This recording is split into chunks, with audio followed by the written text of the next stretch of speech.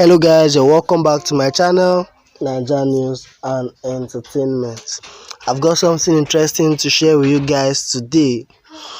Jay and David Wilson plan evil against other love guests.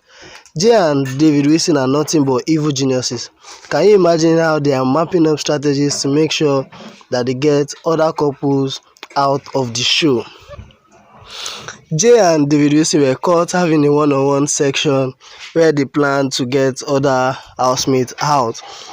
David Roksie said that they will be sticking to their known enemies, which is Roksie and Bolar, and they will continue to nominate them for possible checkout. While Jay was trying to make David Wilson see reasons with him why they should nominate Obi also into the fold. They should. He's just looking for a way to make them break Roksie and Bolar's camp and all that. So that's what is happening here. This has been the reason why people have kept asking these guys if this is a game for them. You guys are talking from the two sides of your mouth.